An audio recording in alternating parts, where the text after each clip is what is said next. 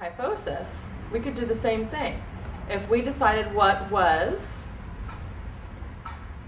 long and weak, short and tight, right? It's kind of easy to, like a cheat sheet in your head of how to figure it out. Okay? So that's your upper cross, lower cross syndrome. Totally helps to assume the posture. Feel free to join me at any time. Let's just think about the low back for a second. There are a few places in your body where you have these little triangular muscle groups. And the triangular muscle groups in the body tend to be all about fine-tuning and balance. So if you're looking at someone's low back, there's a little triangle in the low back.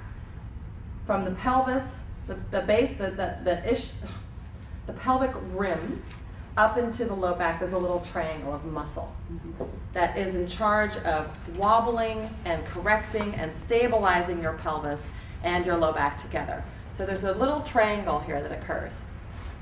And that's all about stabilizing and fine-tuning your back. There's also a little triangle in the base of the neck with the suboccipital muscles, and they go V up to grab the base of the skull, and they V down into the cervical spine. And that's about wobbling and fine-tuning and balancing your head and your neck. So wherever you can see triangles happening in the body when you look at the anatomy charts, you'll be like, that area of the body is probably really critical for balance and fine-tuning and control. Okay, just a little side note. Gracias. Okay. We have a big bolded note here. Oftentimes a kyphotic and a hyperlordotic posture occurs at the same time that demonstrates an increased anterior pelvic tilt and an increased lumbar lordosis and an increased thoracic kyphosis. This particular combination creates more tightening of the hip flexors and weaker abdominals. So this is a double whammy on this client. Our last one here is the sway back. Everybody tends to think that the sway back means this hyperlordotic position, and sway back is actually quite different. So maybe we should stand up and you should feel what this feels like.